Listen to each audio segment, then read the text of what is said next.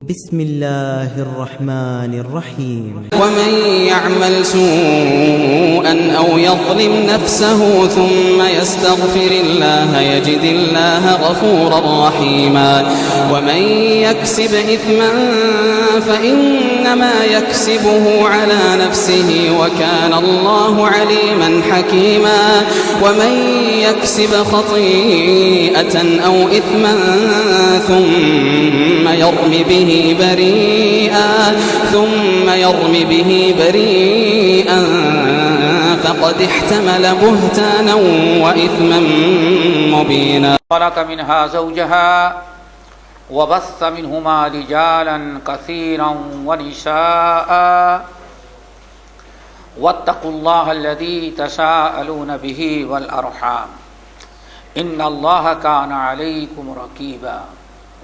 يا أيها الذين آمنوا اتقوا الله حق تقاته يا أيها الذين آمنوا اتقوا الله وقولوا قولا سديدا يصلح لكم أعمالكم ويغفر لكم ذنوبكم ومن يطع الله ورسوله فقد فاز فوزا عظيما.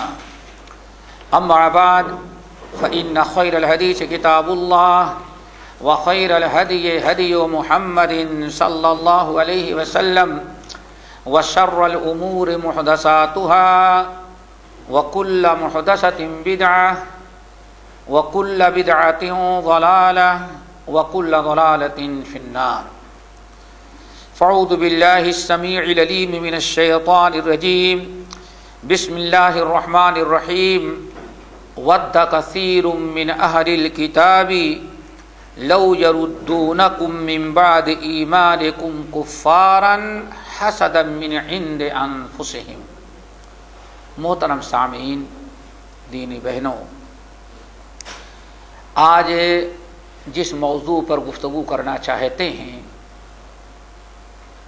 وہ یہ ہے کہ جتنے گناہ اور جتنی برائیاں انسان سے سرزد ہوتی ہیں، چاہے صغائر ہوں یا کبائر، یعنی بڑے گناہ ہوں یا چھوٹے، بڑے سے بڑے اور چھوٹے سے چھوٹے جتنے گناہ ہوتے ہیں اور جتنی نافرمانیاں اللہ اس کے رسول کی ہوتی ہیں، ان کی صرف تین بنیادی اصول ہیں.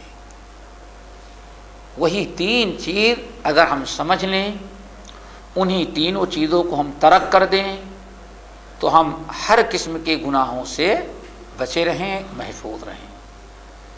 اس موضوع کے اختیار کرنے کا مقصد صرف یہ ہے کہ بنیادی تینوں اصول اور ان کی خطرناکی ہم سمجھ لیں، تاکہ اپنے آپ کو اور اپنے اہل وعیال کو، دوست احباب کو ان تینوں بنیادی گناہوں سے بچائیں تو ہمارے معاشرے یا ہمارے اعمال سے ساری برائیاں ختم ہو جاتی ہیں.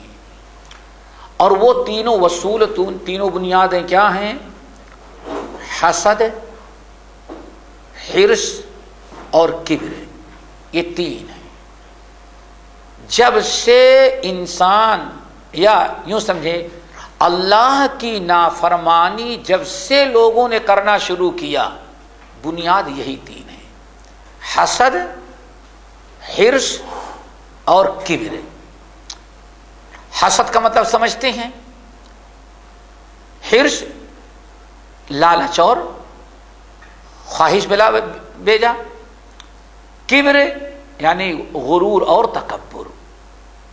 سارے گناہ جو ہیں، ساری برائیاں، اہل علم کہتے ہیں سارے گناہوں کی جڑ اور بنیاد یہ تینوں ہیں. اللہ تعالیٰ ان تینوں گناہوں سے ہمیں بچائے. آج سب سے پہلا اصول یا پہلا اصل جو ہے گناہوں اور برائیوں کی، حسد ہے، جس پر ہم گفتگو کریں گے. حسد سب سے پہلے حسد کا معنی سمجھیں. حسد کس کو کہتے ہیں؟ حسد کہتے ہیں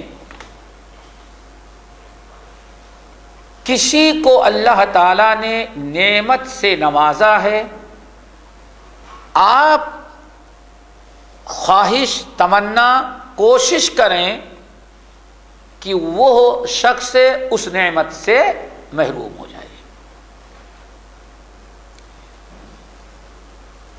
آپ اپنے کسی بھائی کو، کسی بہن کو، بڑے چھوٹے کو آپ دیکھیں کہ اللہ رب العالمین نے اس کو فلاں نعمت سے نوازا ہے،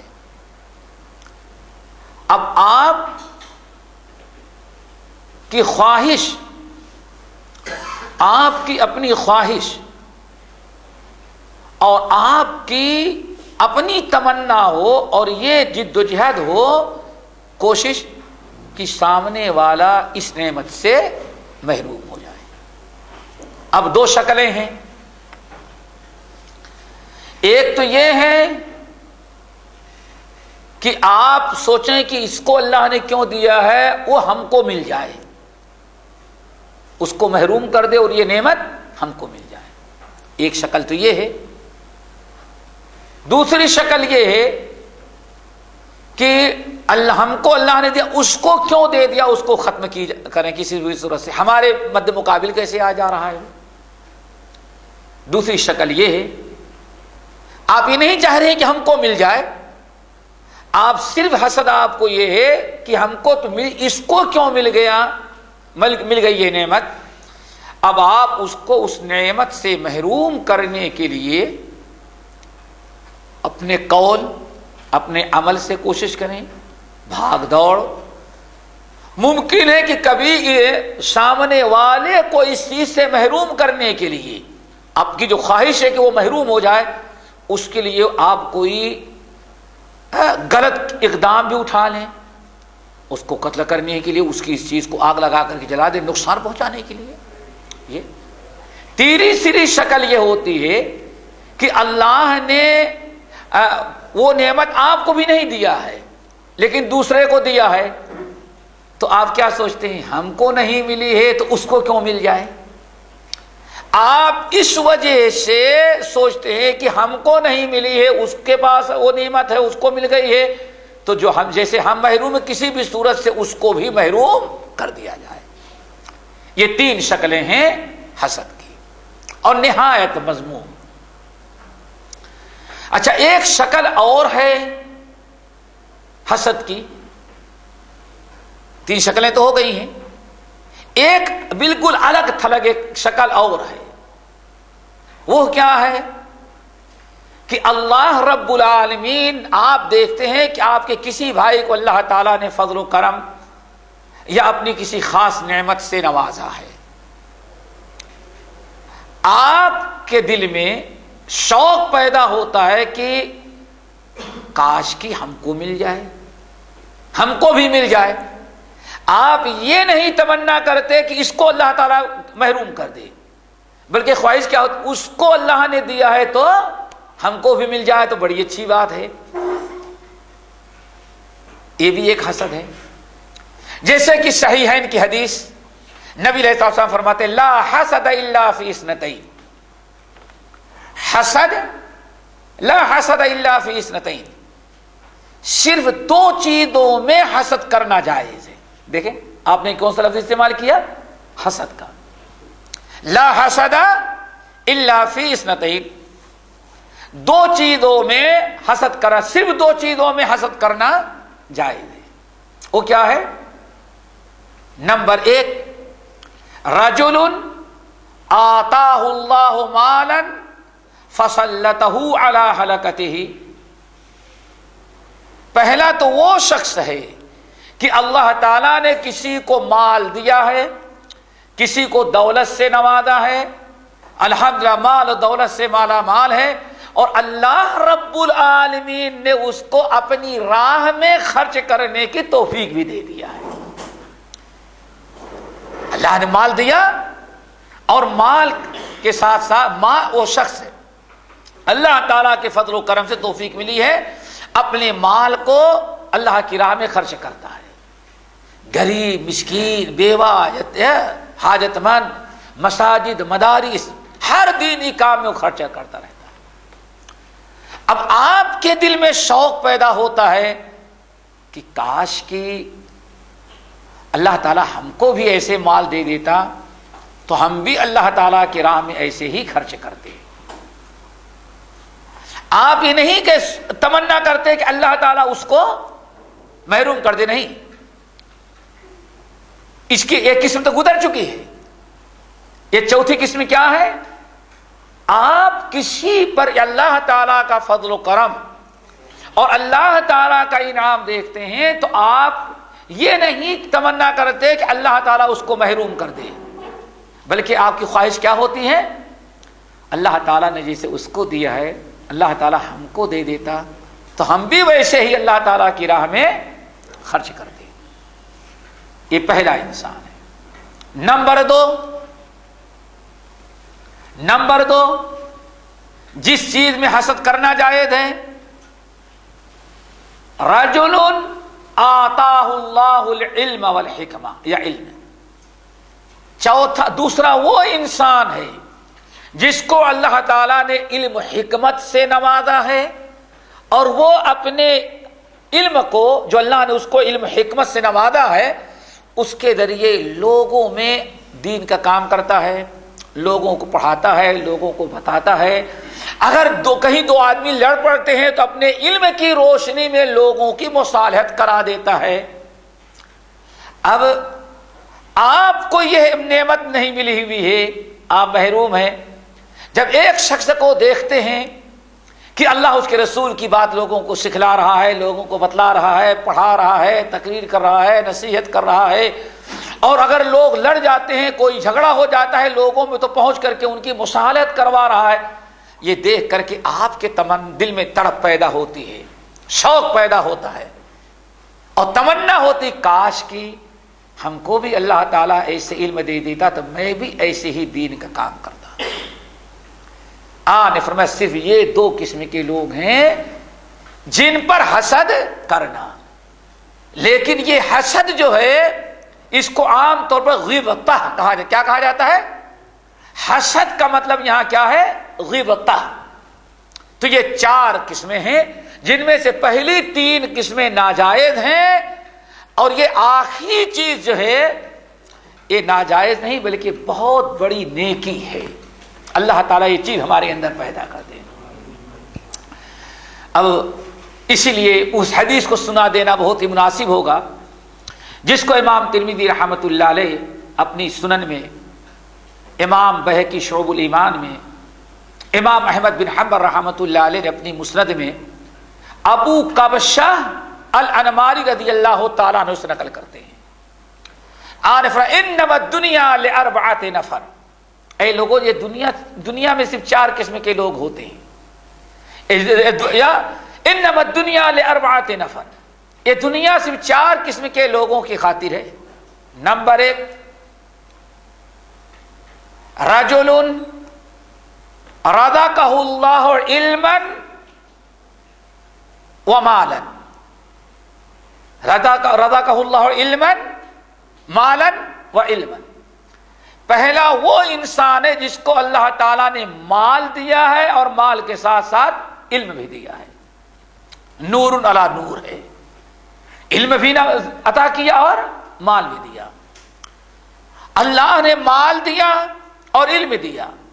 اپنے علم کے ذریعے اللہ تعالیٰ کے دیے ہوئے مال میں جو لوگوں کے حقوق ہے اس کو پہچانتا ہے. اس میں اللہ کا حق کیا ہے، رشتہ داروں کا حق کیا ہے، غریبوں کا ہے، یتیموں کا ہے، ضرورت مندوں کا ہے. اپنے علم کے روشنی میں علم کے مطابق اللہ تعالیٰ سے ڈرتا ہے، اور ڈر اور خوف اور اپنے علم کی برکت سے اپنے مال سے تمام لوگوں کے حقوق کو ادا کرتا ہے.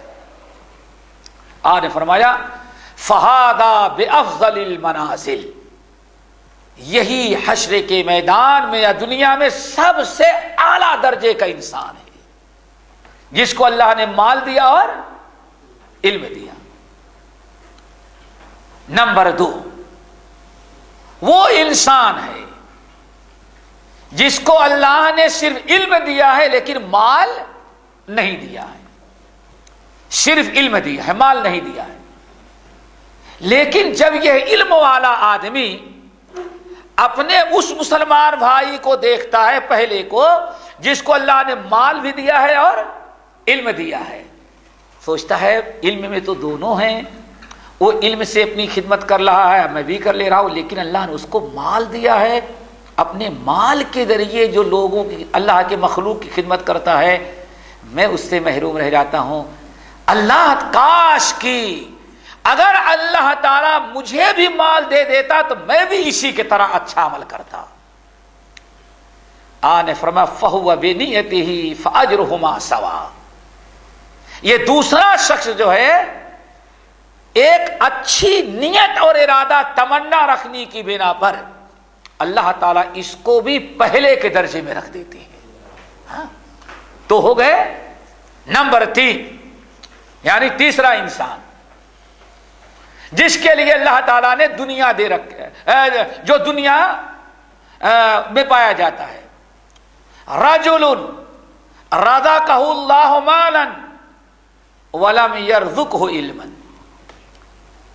تیسرا وہ انسان ہے جس کو اللہ تعالیٰ نے مال تو دیا لیکن علم نہیں دیا، بالکل کورا ہے، جاہل ہے،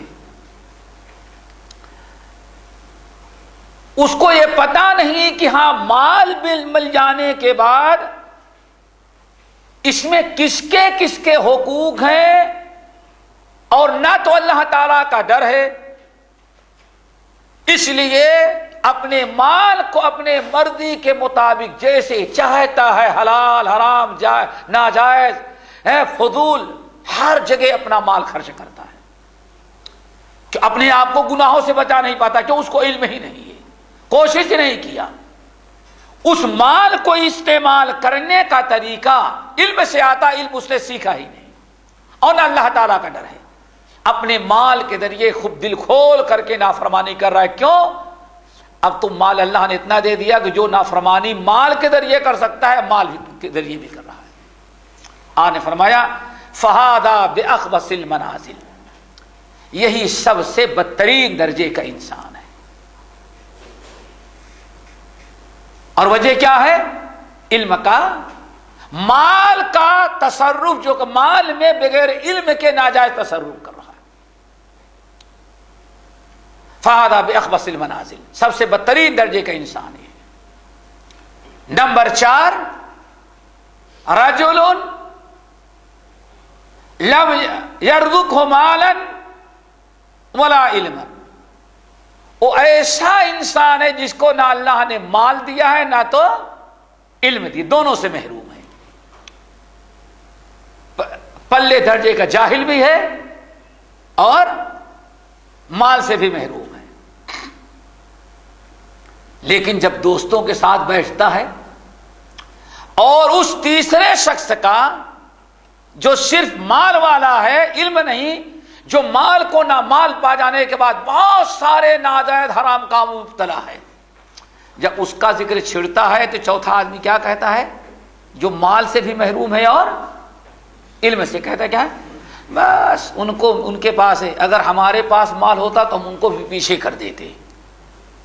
اللہ نے فرمایا فَوِزْرُهُمَا سَوَاءٌ، یہ بدبخت اپنے ناجائز اور غلط تمنا کی بنا پر، یہ بھی تیسرے درجے کا جو سب سے بدترین انسان تھا اسی کے درجے میں اللہ تعالیٰ اس کو بھی ڈال دیتے۔ بہرحال بتانا مقصد یہ تھا کہ نیک چیزوں کی میں اگر اپنے بھائی کو آپ دیکھتے ہیں کوئی اچھا عمل کر رہا ہے، کسی نعمت سے اللہ نے نوازا ہے، آپ اس کے نیکیوں کو دیکھ کر کے آپ ویسے بننے کی تمنا کریں تو ایک اچھا عمل ہے۔ برا کب ہوگا؟ جب آپ کے اندر یہ حسد پیدا ہو جائے کہ اللہ تعالیٰ اس سے وہ کوشش کریں کہ اس کی یہ نعمت چھن جائے اور یہ محروم ہو جائے، جیسے کہ پہلے 3 قسمیں حسد کی بتائی ہیں۔ حسد، میں نے کہا سب سے پہلا گناہ جو ہوا ہے وہ دنیا میں کیا ہے میرے بھائیو؟ حسد کا۔ تمام گناہوں کی بنیاد اور جڑ یہ پہلا اصل ہے۔ پہلا گناہ کیا ہوا؟ اللہ رب العالمین نے جب آدم علیہ السلام کا جبرائیل امین کو بھیجا، جبرائیل پہلے تو اللہ نے بتایا وَإِذْ قَالَ رَبُّكَ لِلْمَلَائِكَةِ إِنِّي جَاعِلٌ فِي الْأَرْضِ خلیفہ. اللہ نے بہت سارے مقام پر ہے جن کا خلاصہ یہ ہے اللہ رب العالمین نے فرشتوں سے کہا، جس میں جن جو وہاں موجود تھا سن رہا تھا، بتایا کہ دیکھو میں ایک انسان بنانے والا ہوں، آدم کو بنانے والا ہوں. پھر اللہ نے جبرائیل امین کو بھیجا کہ جاؤ دنیا میں جتنی قسم کی مٹی ہوتی ہے تھوڑی تھوڑی مٹی اٹھا کر کے لاؤ. لائی گئی مٹی کو گارا بنایا گیا، پھر اس کو سڑایا گیا، پھر اس کا پتلا بنایا گیا، خوب کڑی ہو گئی. پھر اللہ تعالیٰ نے روح پھونکی، حضرت آدم علیہ السلام اٹھ کر کے کھڑے ہو گئے. آدم کو چھینک آئی. اللہ نے فرمایا الحمدللہ کہو ذرا دیکھو فرشتے کیا کہتے ہیں. بہرحال بہت لمبا واقعہ ہے. ابلیس نے اور سب کچھ بنا دینے کے بعد اللہ تعالیٰ نے فرشتوں کو حکم دیا کہ سب کے سب کس کا سجدہ کرو؟ آدم کا. جب ابلیس لعین نے دیکھا کہ اللہ تعالیٰ آدم کو اپنے ہاتھوں سے بنا رہا ہے، جتنی مخلوق پیدا کیا تھا ابھی تک اللہ تعالیٰ نے کس سے؟ اپنے ہاتھ سے نہیں پیدا کیا. جب اللہ تعالیٰ نے کسی چیز کا ارادہ کیا، جنوں کو حکم دیا، آگ کو حکم دیا آگ جن پیدا کر دے، اللہ نے حکم دیا آگ سے کون لوگ پیدا ہو گئے؟ ابلیس. نور کو حکم دیا اتنے فرشتے بن جاؤ، لمحے بھر میں نور سے کتنے اربوں خربوں کی تعداد میں فرشتے بن گئے. جتنی چیزیں اللہ تعالیٰ نے پیدا کرنا چاہا، اللہ تعالیٰ کا فرمان کن فیکون. ٹھیک ہے نا. ابلیس نے دیکھا کہ آدم مٹی کے پتلے اللہ تعالیٰ اپنے ہاتھوں سے ان کو بنا رہا ہے، پھر اللہ روح ڈال رہا ہے، پھر روح ڈال دینے کے بعد وَعَلَّمَ آدَمَ الْأَسْمَاءَ كُلَّهَا ثُمَّ عَرَضَهُمْ عَلَى الْمَلَائِكَةِ. اتنے سارے فرشتے اللہ تعالیٰ نے آدم کو علم بھی دے دیا، اپنے ہاتھوں سے پیدا کیا، روح ڈالی. وَعَلَّمَ آدَمَ الْأَسْمَاءَ كُلَّهَا، اور تمام چیزوں کا نام دے کر سکھلا کر کے اللہ تعالیٰ نے آدم کو علم بھی دے دیا. اور ساری مخلوق ابھی تک علم سے محروم تھی. ابلیس ملعون دیکھ رہا ہے ارے مٹی کا پتلا اللہ نے اپنے ہاتھ سے مٹی کو استعمال کے بنایا، مٹی کا پتلا پھر اللہ نے اپنے ہاتھ سے بنایا، روح پھونکی، اور پھر اللہ نے ان کو علم سے دے دیا، اور سارے فرشتوں پر ان کو برتری حاصل ہو گئی علم کی برکت سے. اور تمام فرشتوں کو حکم دیا کہ آدم کا سجدہ کرو. دیکھا یہ تو آدم کو بہت ساری فضیلت حاصل ہو گئی. اللہ نے اپنے ہاتھ سے پیدا کیا، روح ڈالی، پھر اللہ نے ان کو علم سے نوازا، مسجود فرشتہ ملائکہ بنایا. آدم کو یہیں سے حسد پیدا ہو گیا. ابلیس کو یہیں سے حسد پیدا ہو گیا. اس نے کیا کہا؟ انا خیر منہ، انا خیر منہ. اللہ تعالیٰ یہ آدم سے میں اچھا ہوں. ہاں اچھا ہونے کی دلیل کیا ہے؟ خلقتنی من نار و خلقتہ من طین. مجھ کو آپ نے آگ سے پیدا کیا، اس کو مٹی سے پیدا کیا. دیکھیں حسد. یہاں سے اہل علم نے اخذ کیا کہ سب سے پہلا گناہ جو انسانوں میں ہوا، دنیا میں ہوا، وہ حسد تھا. پھر اللہ رب العالمین نے کیا کیا؟ اللہ اکبر.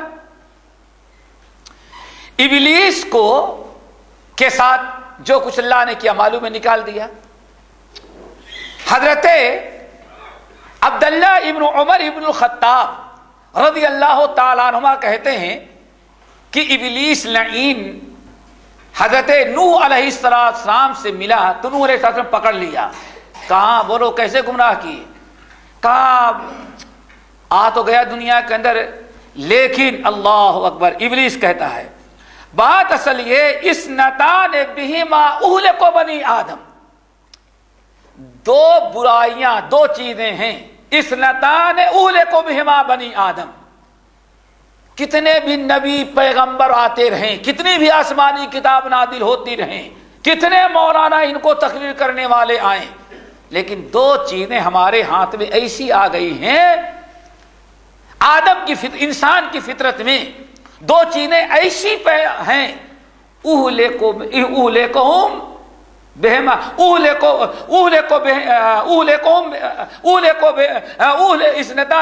اہلک بنی آدم، انہی دونوں برائیوں سے آدم کی اولاد کو ہم گمراہ کر کے اپنے ساتھ جہنم میں لے کے جائیں گے۔ نوح علیہ السلام پکڑا، کہا وہ کیا ہے؟ کہا سب سے پہلا تو حسد ہے، پہلی برائی کیا ہے؟ حسد، اور یہ ایسی فطرت ہے کہ اس سے کوئی بری نہیں ہو سکتا۔ اللہ کے رسول نے فرمایا تین چیزیں ایسی ہے، بھائی وہ سمجھے کہ ایک امتحان ہمارا اور آپ کا ہے، امتحان واللہ امتحان ہے۔ آپ فرماتے ہیں ثلاثۃ، تین برائیاں ایسی ہیں کہ انسان کی فطرت میں اس قدر پیوست کر دی گئی ہیں کہ کوئی آدم کی اولاد ان تینوں سے نجات نہیں پا سکتا۔ ایک کیا ہے؟ اللہ اکبر، ایک یہ ہے پہلی چیز کہ مترنا بے نوع قدا بتا، تطیر، کیا ہے؟ تطیر، تطیر کس کو کہتے ہیں؟ بدشگونی لینا، کوا بول گیا تو یہ ہوگا، کبوتر بول گیا تو یہ ہوگا، بلی آگے سے گزر رہی تھی یہ، اور اگر رات کو 2 بجے اچانک بلی کہیں آواز لگا دی اور آپ کی نیند کھل گئی تب تو پکا ہو گیا، ہاں، اور اسی میں صبح اگر کوئی حادثہ پیش آ جائے تو بس 100% یقین، ہاں، ارے کیا بتائیں بلی آ کے بول گئی۔ بدشگونی، اس سے کتنا بھی بچو گے مشکل ہو جائے گا۔ نمبر 2 بدگمانی، اپنے بھائیوں سے، یہ بھی ایسی چیز ہے کتنا بھی بچیں کہیں نہ کہیں بدگمانی آ ہی جاتی ہے۔ نمبر 3 حسد، کیا؟ حسد۔ صحابہ کرام تو پریشان ہو گئے، اللہ رسول اگر یہ اس قدر ہماری فطرت میں پیوست ہے تو یہ تو بہت خطرناک تینوں گناہ ہیں، یہ تو شرک تک پہنچا، ہماری نجات کیسے ہوگی؟ آپ نے فرمایا ان سے نجات کا راستہ یہ ہے۔ نمبر 1 اذا تطیرتم فامضوا، اگر کہیں بدشگونی کا معاملہ آ جائے تو بدشگونی میں مبتلا ہو کر کے اپنا کوئی کام چھوڑنا نہیں۔ تم چلے جا رہے تھے، بلی اگر آگ سامنے سے گزر گئی تو بہت سارے لوگ سوچتے ہیں بس بلی سامنے سے گزر گئی، آگا کاٹ دی، اس لیے اب کام نہیں بنے گا، ہے کہ نہیں ایسا؟ ہو سکتا ہے بھائی نہیں، تو ہم جانتے ہیں ہندوؤں کا عقیدہ ہے، ہندو اگر صبح جا رہا ہے اس کو اگر آپ نے بلا لیا، ٹوک دیا تو بس، کتنے ہندو ہیں واپس چلے جاتے ہیں، سوچ کیا ہے؟ ارے صبح صبح ٹوک دیے اب تو دن بھر کام نہیں بنے گا۔ دیکھو کیسے کیسے تطیر، شیطان کتنا بھی تمہیں اس بدگمانی تطیر میں بدشگونی مبتلا کرے، آنے فرمایا تم اپنا کوئی پروگرام کینسل نہ کرو، اس کا علاج یہی ہے، واپس نہ لوٹو بلکہ آگے بڑھ جاؤ۔ نمبر 2 آنے فرمایا وَإِذَا حَسَدْتُمْ، اور جب تمہارے دل میں شیطان حسد پیدا کر دے تو کبھی حسد استعمال نہ کرو۔ آپ کے متعلق اگر ہمارے دل میں حسد پیدا کر دیا تو اللہ تعالیٰ فرماتے ہیں اس کو استعمال نہ کرو۔ استعمال کرنا کیا ہے؟ اس کو، اس کے حق میں بد دعا کرنا اور اس کو نقصان پہنچانے کی کوشش کرنا نہیں، چھوڑ دو اور استغفار کرو۔ نمبر 3 بدگمانی وَإِذَا ظَنَنْتُمْ فَلَا تُحَقِّقْ، اگر شیطان تم کو بدگمانی میں مبتلا کر دے تو کبھی اس کو حقیقت پر محمول نہ کرو۔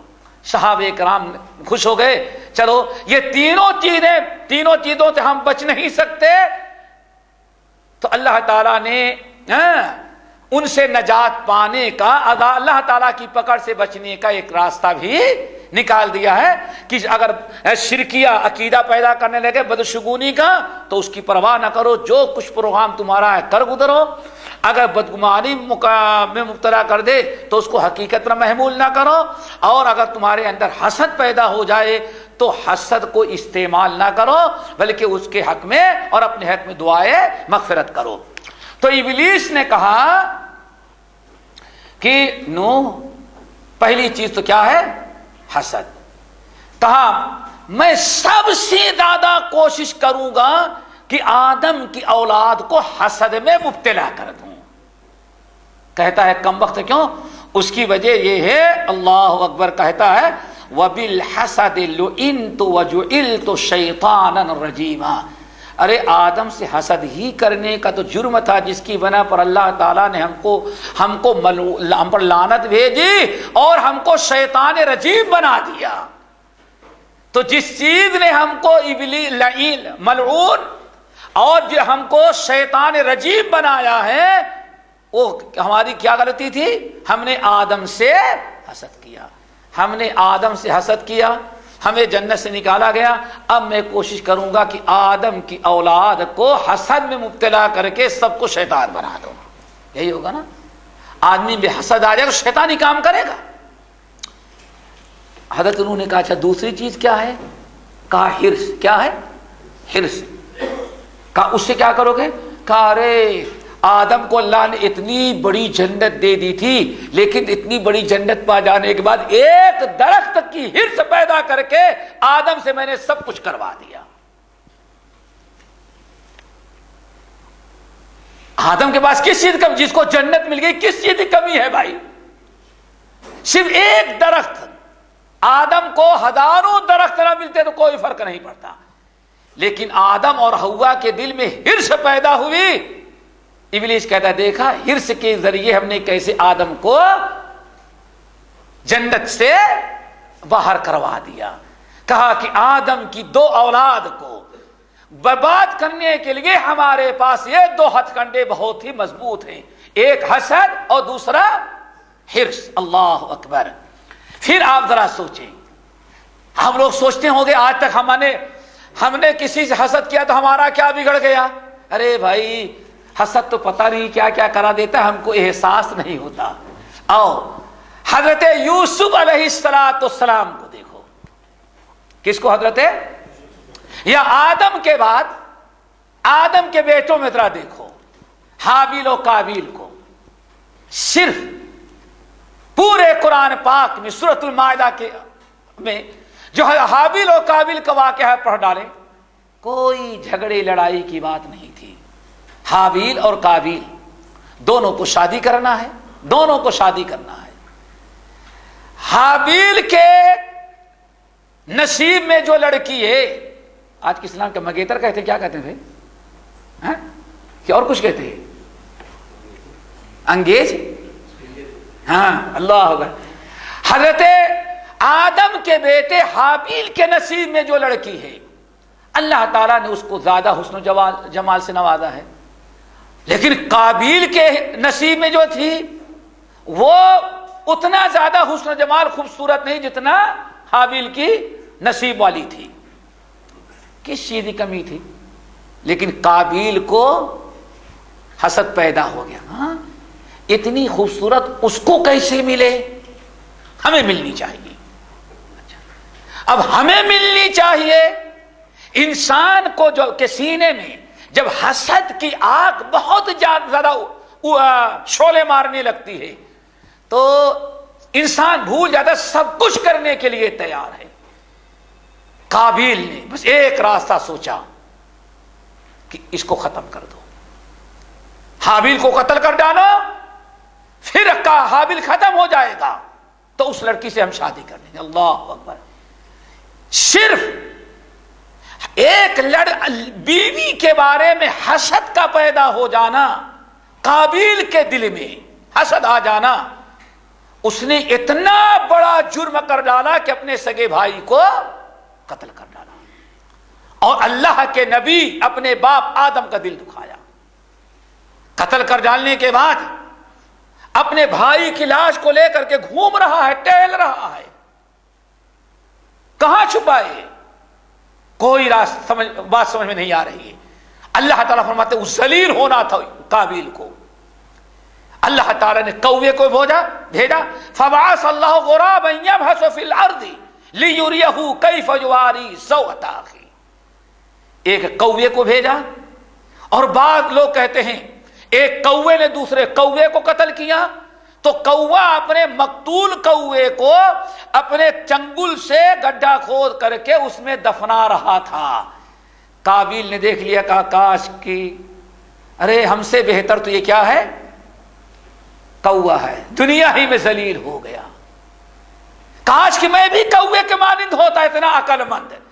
کوا تو گناہ کر کے چھپانا جانتا ہے، اور قابیل تو مہا بدبخت ہے، تو جرم کر ڈالا لیکن چھپانا بھی اس کو نہیں آتا۔ سوچنے کی چیز ہے کہ کون سا جرم تھا جس نے دنیا میں قتل کا طریقہ رائج کیا، وہ کون سا گناہ تھا؟ حسد کا۔ پھر انجام ذرا دیکھو، اللہ رسول ارشاد کیا فرماتے ہیں، قیامت تک اب جتنے ناحق خون ہوں گے، قیامت تک جتنا لوگوں کو ناحق قتل کیا جائے گا، قاتل کو جتنا گناہ ملے گا اتنا ہی گناہ قابیل بدبخت کے بھی نام اعمال میں لکھ دیا جائے گا۔ ذرا دیکھو، یہ کوئی معمولی سی بدبختی ہے، اور قابیل کو اس بدترین درجے تک پہنچانے کا والا عمل جو ہے، اس عمل غلطی جو ہے، وہ صرف اس کے دل میں حسد کا آ جانا۔ اور ذرا سنو میرے بھائی، حسد یہ کوئی معمولی چیز نہیں، سارے برائیوں کی جڑ۔ ذرا سوچو حسد کیا کیا کروا دیتا ہے انسان سے۔ آؤ اور آگے بڑھو، سورہ یوسف، حضرت یوسف علیہ السلام ان کے بھائیوں کو، لقد کان فی یوسف و اخوتہ آیات للسائلین، سوال کرنے والوں کے لیے بہت بڑی نشانیاں ہے کس کے اندر، حضرت یوسف علیہ السلام کے بھائیوں کے درمیان۔ جانتے ہیں آپ لوگ، نہ وہاں جائیداد کا، نہ پراپرٹی کا، نہ تجارت اور کاروبار کا، سارا جھگڑا تھا صرف کس چیز کا؟ حسد کا۔ یوسف علیہ السلام کے بھائیوں کے دل میں حسد پیدا ہو گیا، شیطان نے پیدا کر دیا کہ آخر یوسف کو والد صاحب کیوں زیادہ چاہتے ہیں۔ اذ قالوا لیوسف واخوہ احب الی ابینا منا ونحن عصبہ ان ابانا لفی ضلال مبین۔ اللہ اکبر، اتنا بڑا جرم ہے حسد۔ دیکھو حسد کس طرح سے ساری برائیاں کروا رہا ہے۔ یوسف علیہ السلام کے پاس، یوسف علیہ السلام کے بھائی یعقوب علیہ السلام کے پاس آئے۔ ذرا دیکھو، اب آپس میں بھائیوں نے میٹنگ کی، بھائی یوسف اور اس کے بھائی کو ہمارے باپ جو ہیں کیوں بہت زیادہ چاہتے ہیں۔ ذرا غور سے سنیں، اذ قالوا لیوسف واخوہ احب الی ابینا منا ونحن عصبہ، تعداد میں، قوت میں، طاقت میں، کاروبار کے لائق، ہماری تعداد میں ہم اتنے بھائی ہیں، ہم بڑے ہیں، ہم طاقتور ہیں، ہم ہر قسم کے کاروبار سنبھالنے کے لائق ہیں، لیکن باپ چاہتا کس کو زیادہ ہے؟ یوسف اور اس کے بعد چھوٹے چھوٹے جو ہیں بھی۔ پھر ذرا سن، ان ابانا لفی ضلال، واقعی ہمارا باپ بڑا بیوقوف ہے۔ دیکھو حسد نے باپ، وہ بھی نبی کو گمراہ اور بیوقوف قرار دلوا رہا ہے۔ کتنا بڑا جرم ہے، نبی کی بے ادبی جو ہے انسان کو کفر تک پہنچا دیتی ہے۔ لیکن بیٹوں کو، بھائیوں کے دلوں میں جب حسد پیدا ہو گیا تو حسد کی آگ ان کو کہاں تک پہنچا دی؟ باپ کو ان ابانا لفی ضلال مبین، واقعی ہمارا باپ بڑا بیوقوف نکلا۔ کیا خیال ہے کوئی لائق اولاد اپنے باپ کے متعلق ایسا لفظ نہیں استعمال کر سکتی؟ وہ بھی چلو باپ تو ہی ہیں، اللہ یعقوب اللہ علیہ السلام اللہ کے نبی اور پیغمبر، اگر باپ نہ ہوتے تو صرف پیغمبر ہونے کی بنا پر بھی کسی انسان کے لیے جائز نہیں تھا، مومن کے لیے، کہ کسی نبی کو بیوقوف اور احمق کہے۔ صرف حسد نے اتنی برائی پر پہنچا دیا۔ پھر ذرا دیکھو، پھر باپ کے پاس مشورہ کیا کیا جائے؟ لوگوں نے کہا کہ اس کو قتل، اقتلوا یوسف او اطرحوه ارضا یخل لکم، آسان سا معاملہ ہے، قتل کر ڈالو۔ بھائی نے کہا نہیں، قتل نہ کرو، اس کو کہیں دور دراز کنویں میں پھینک کر کے آ جاؤ۔ میٹنگ کی ہے، ٹھیک ہے نا؟ اب میٹنگ کر کے جب فارغ ہوئے تو کس کے پاس آئے؟ اپنے باپ۔ یا ابانا ما لک تأمنا علی یوسف وإنا له لناصحون ارسلہ معنا غدا یرتع ویلعب وإنا له لحافظون۔ والد صاحب کیا بات ہے، آپ یوسف کے بارے میں کبھی ہم پر بھروسہ آپ نہیں کر دیکھا؟ اب جو کہتے الو بنانا، سارے بھائی مل کر کے اب بیوقوف کس کو بنا رہے ہیں؟ دغا دھوکہ اللہ اپنے باپ نبی اللہ یعقوب کے ساتھ، مکر و فریب۔ یا ابانا ما لک لا تأمنا علی یوسف۔ والد صاحب کیا بات ہے، ہم لوگ اتنے گئے گزرے ہیں کہ کبھی یوسف پر کے بارے میں ہم پر بھروسہ نہیں کرتے؟ ہم لوگ کوئی جانور ہے کاٹ ڈالیں گے، کھا ڈالیں گے؟ ما لک لا تأمنا، آپ کیوں نہیں بھروسہ کرتے یوسف پر؟ وَإِنَّا لَهُ لَنَاصِحُونَ، حالانکہ ہم یوسف کے خیر خواہ ہیں، ہم خیر خواہ ہیں، لیکن آپ نے آج تک ہم لوگوں کو یوسف کا بدخواہ سمجھا ہے۔ کبھی آپ نے یعنی کیا بتا رہے ہیں کہ آپ نا انصافی کرتے ہیں، انصاف سے کام نہیں لیتے۔ چلو بھائی، لے گئے یوسف کو کنویں کے اندر ڈالا۔ اتنا بدترین جرم، زندہ بھائی کو کنویں کے اندر ڈالا۔ کس لیے بھائی؟ وہ دل میں جو حسد پیدا ہو گیا تھا، وہ حسد کی آگ اصل میں ٹھنڈی نہیں ہو رہی تھی۔ یہ ہے حسد، اور اس کے اندر بہت ساری چیزیں ہیں جو تفصیل میں جانا نہیں چاہتا، اشارہ یہ کر رہا، بتانا یہ چاہتا تھا کہ دیکھو یوسف علیہ السلام کے بھائیوں کو اتنے جرائم کرنے پر جس چیز نے آمادہ کیا، ان کے دل میں یوسف علیہ السلام کے متعلق حسد پیدا ہو گیا تھا۔ اسی لیے بھائی ہمیں حسد سے پناہ مانگنے کا حکم دیا گیا۔ اللہ اکبر، حسد کتنی بدترین چیز ہے۔ ان دو تین مثالوں کے بعد آگے ذرا سنو۔ یہودی موسیٰ علیہ السلام کے زمانے سے لے کر کے حضرت عیسیٰ علیہ السلام کے زمانے تک جو لاکھوں نبی اور پیغمبر آئے تھے، ہر ایک نے یہودیوں کو کہا تھا دیکھو ایک زمانہ آئے گا، آخری زمانے میں ایک نبی پیدا ہوں گے، ان کی یہ علامات ہوں گی، ان کی یہ خوبیاں ہوں گی، ان کے اندر یہ کمال ہوگا، ان کی یہ نشانیاں ہیں، یاد رکھو، اور جب وہ نبی آ جائیں تو ان پر ایمان لانا۔ یہی ہے نا قرآن پاک کیا ہے، یہی اسلامی تعلیمات تھی۔ یہودی مدینے میں اسی لیے آ کر کے آباد تھے چونکہ بتایا گیا تھا عرب میں پیدا ہوگا اور ہجرت کر کے ایک ایسی جگہ آئے گا جہاں کھجور کے باغات ہوں گے اور پورا شہر دو پہاڑیوں کے بیچ میں ہوگا۔ یہودی نبی علیہ السلام کے انتظار میں بیٹھے ہوئے تھے، لیکن میرے بھائیوں جب نبی علیہ السلام آ گئے تو ایمان لانے سے یہودیوں نے انکار کر دیا۔ کس چیز نے انکار کیا بھائی؟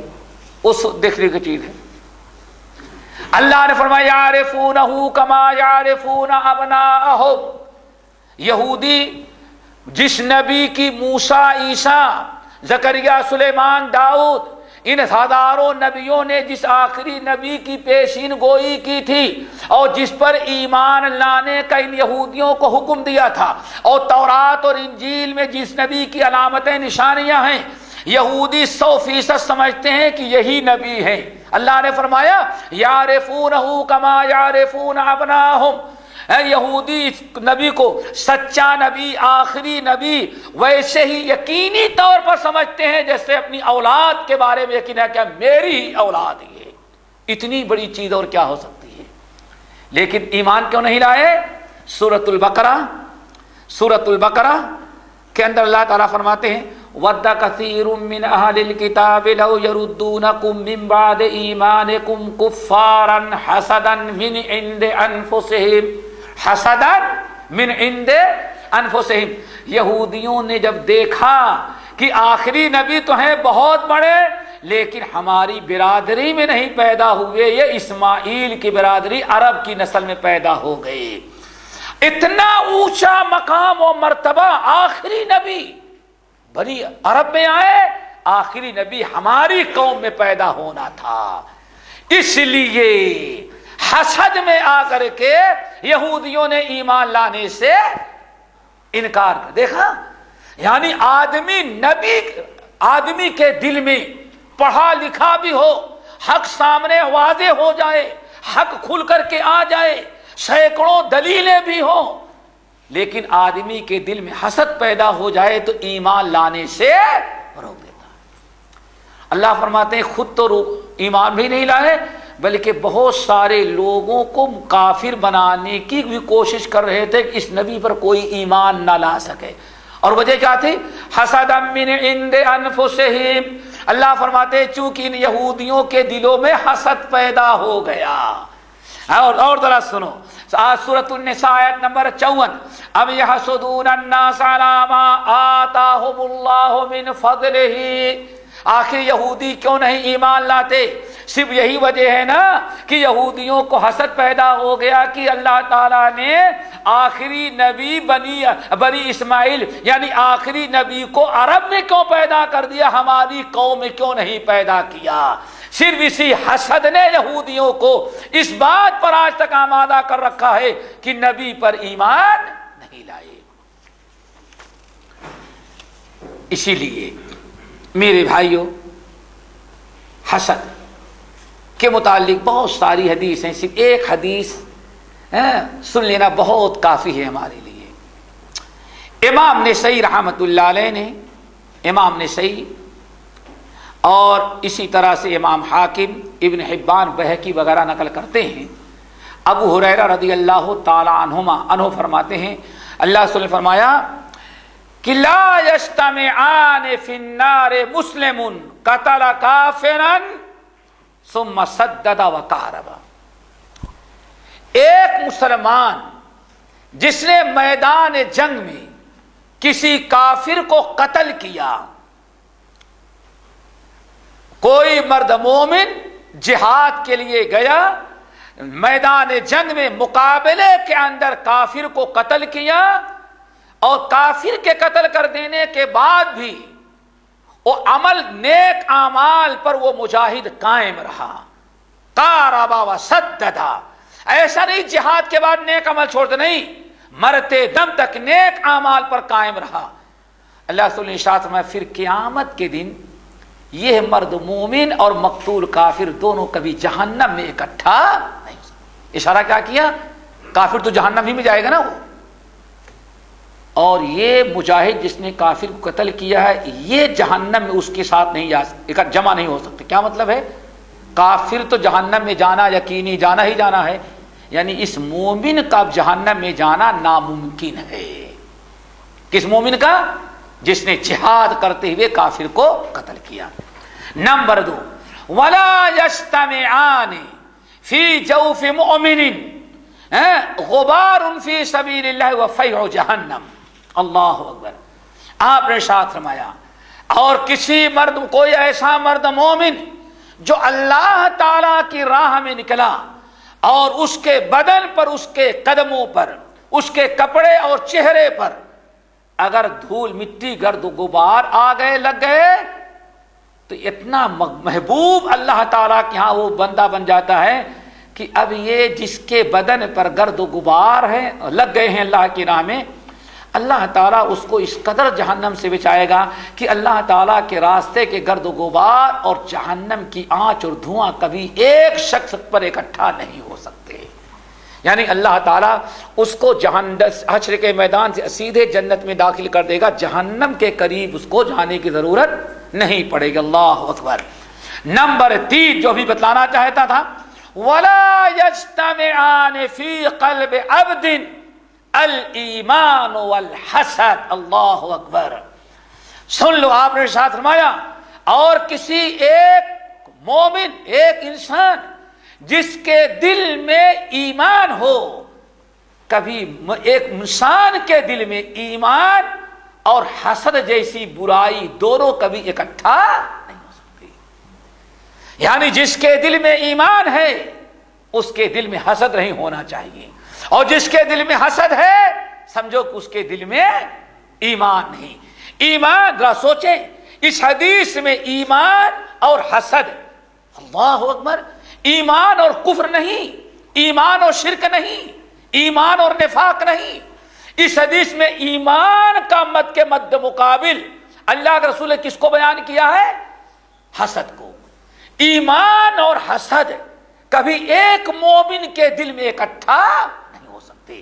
کیوں بھائی؟ ایمان اور حسد دونوں کا آپس میں ٹکراؤ ہے، ایک دوسرے کے ضد ہیں. ایمان ہے تو حسد نہیں، اور حسد ہے تو وہ ایمان انسان کے اندر نہیں جو ایمان اللہ تعالیٰ کو مطلوب ہے. اللہ اکبر. امام اسی لیے اس حدیث کو سننے کے بعد ہمیں کوشش کرنی چاہیے کہ ہمارے دل میں حسد نہ آئے. کیوں بھائی؟ حسد انسان کو ہزاروں گناہوں اور برائیوں میں مبتلا کر دیتی ہے.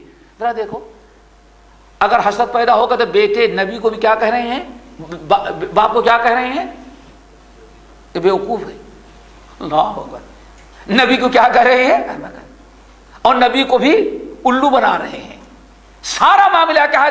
صرف حسد. اللہ پتہ نہیں کتنے کتنے گناہ. اسی لیے اللہ اکبر.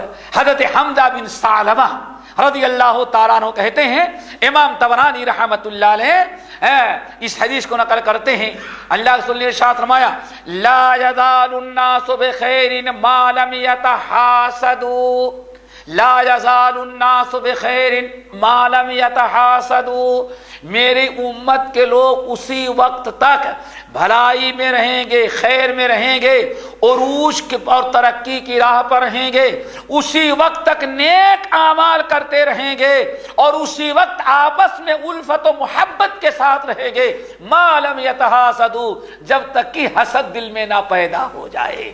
اور جہاں میرے امت کے لوگوں کے دلوں میں حسد پیدا ہوا، اب الفت و محبت ختم، اتفاق و اتحاد ختم، اب امت کا عروج و ترقی رک جائے گی، اور امت جو ہے ذلت اور پسپائی کی زندگی گزارنے لگے گی. لا یزال الناس بخیر ما لم یتحاسدوا. میرے امت کے لوگ اسی وقت خیر برکت کی راہ پر رہیں گے جب تک حسد نہ کرتے رہیں. اگر حسد کرنے لگیں گے تو ساری ترقی عروج کے اور خیر و برکت کی ساری راہیں رک جائیں گی. اللہ اکبر. بھائی امیر معاویہ رضی اللہ تعالیٰ عنہ کہتے تھے، بڑی پیاری بات، اللہ اکبر، کہتے تھے امیر معاویہ رضی اللہ تعالیٰ عنہ کہ جتنے گناہ ہیں، جتنی عادتیں پائی جاتی ہیں، ذرا اچھی طرح سنیے گا، جتنے گناہ، جتنی برائیاں آدمی پائی جاتی ہیں، امیر معاویہ کہتے ہیں انسان جتنی بھی برائیاں کرتا ہے، ساری برائیوں میں سب سے زیادہ عدل و انصاف کرنے والا گناہ جو ہے حسد ہے. ذرا غور سے سنیں. ارے بھائی امیر معاویہ ہیں، کتنی بڑی بات کہہ رہے ہیں. کہتے ہیں اللہ اکبر لیس فی خصال الشر اعدل من الحسد. جتنی برائیاں انسان کر سکتا ہے،